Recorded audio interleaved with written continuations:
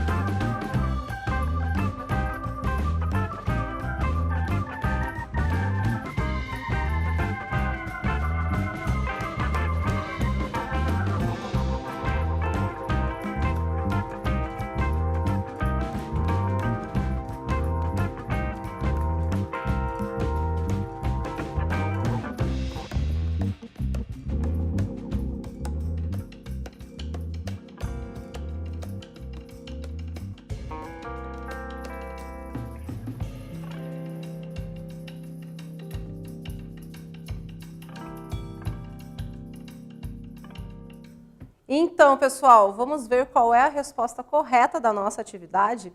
A pergunta, ela se referia, né, para a gente pegar e perguntar, né? Afinal, resta ao historiador somente falar do tempo do passado? Será isso mesmo? A resposta correta é não. A história, ela não estuda apenas o passado, ela estuda a vida do homem ao longo do tempo. comparando o presente com o passado, analisando permanências e rupturas, continuidades e descontinuidades e buscando enriquecer sua experiência cultural e compreender a dinâmica da construção das sociedades humanas. Bom, então essa atividade já foi. Vamos agora falar um pouco mais de como se desenrola, como se desenvolve o estudo da história. Várias histórias. Como assim, gente? A história que a gente conhece, ela pode ter diferentes visões. Mas como assim diferentes visões? Gente, a história, ela é uma ciência humana. Logo, ela vai tratar do desenrolar da história da humanidade. No entanto, a história ela pode ter versões diferentes. Tanto versões de quem a viveu, que pode direcioná-la por caminhos diferentes, como o estudo da história pode ter também visões diferenciadas de quem a estuda, de quem a pesquisa. Durante, gente, muito tempo, a história ela era repleta de grandes feitos de personalidades que eram consideradas significativas. Ou seja, durante muito tempo, nos livros de história, nos livros didáticos, inclusive, a gente só ouvia falar dos reis, dos grandes estadistas, dos imperadores. E essa era uma história que, então, ficava bastante restrita apenas aos dominadores, aos líderes, aos poderosos. Mas espera aí, será que a história ela só é feita dos grandes líderes, dos reis, dos imperadores, dos estadistas? Será que é só isso mesmo? Bom, não era só isso, né? Aqui eu trouxe para vocês uma imagem de um grande imperador francês, Napoleão Bonaparte, para representar um pouco, então, dessa ideia, desses grandes feitos que esses grandes líderes tinham.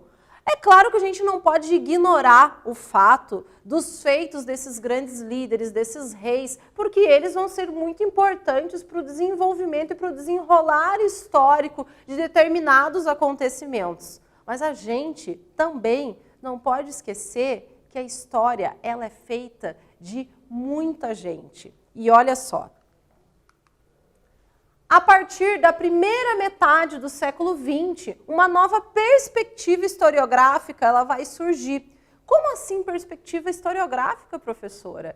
Isso quer dizer que os historiadores eles vão começar a pegar o olhar dele e tirar um pouco daqueles grandes líderes e eles vão ver quem é que está ali ao redor dele? O que estava acontecendo com a sociedade e com os outros grupos minoritários? Então, a gente vai ver que a historiografia ela vai ampliar os seus objetos, as fontes de estudo da história. Os historiadores vão passar a pesquisar mais diversos sujeitos históricos, pessoas comuns, as mulheres vão ter um foco nessa história, os escravizados, as crianças, os jovens. Nós vamos ter grupos que antes não eram esquecidos e deixados de lado no estudo da história, que vão começar a revelar como eles pensam, como eles vivem e como eles transformam a história também. Aqui eu trouxe uma imagem bastante recente de protestos que ocorreram nos Estados Unidos, né, no ano de 2020. E a gente vai ver o papel do sujeito histórico nesse fato.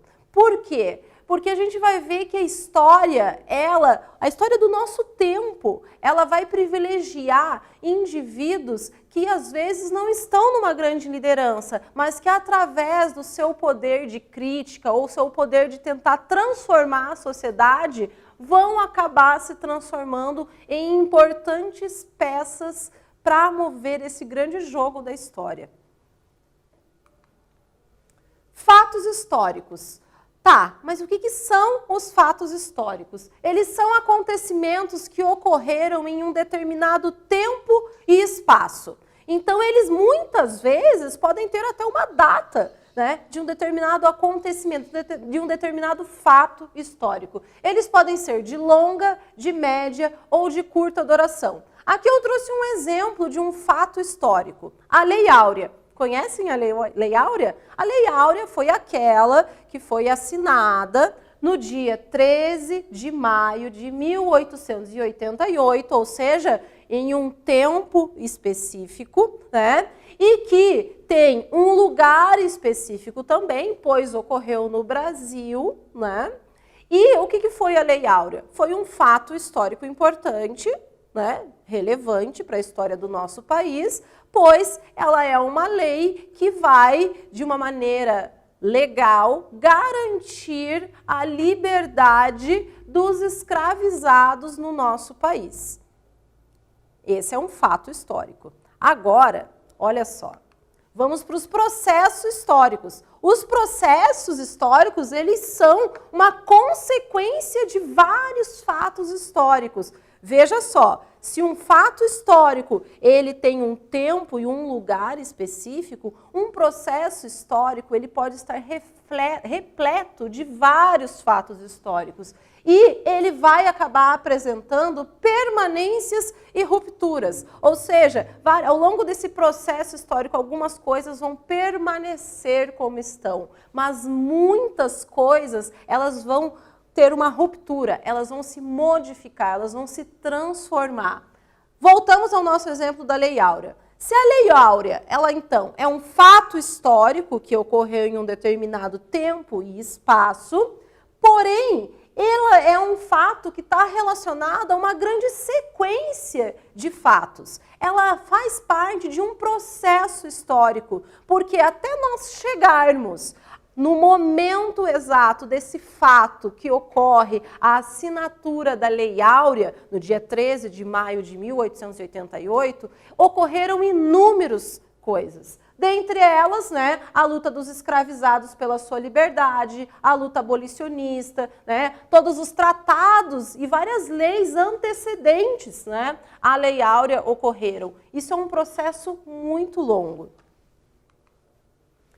Junto nos fatos e nos processos históricos, nós temos os sujeitos históricos. Eles são indivíduos, são os grupos e são os movimentos sociais.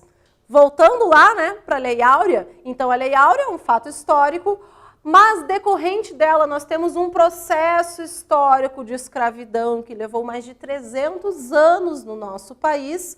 E quem é que movimentou esse processo histórico para nós chegarmos às transformações que nós vivemos hoje, né? Quando nós falamos de todo esse contexto de escravidão, de processo de libertação dos escravizados no país. Nós temos, por exemplo, um sujeito histórico que foi a princesa Isabel, quem assinou a documentação. Nós também não podemos esquecer um grande grupo que fez parte, né, de como que é um grande sujeito histórico desse processo histórico, que eram os escravizados, que vieram milhares e milhares aqui para o nosso país. Dentro desse pacote de vários sujeitos históricos, nós vamos ter vários indivíduos que vão tentar lutar pelo fim da escravidão. Todos eles são sujeitos históricos. Nós somos sujeitos históricos. Chegamos aqui no nosso quiz. Quero que vocês leiam com atenção e a gente já retorna.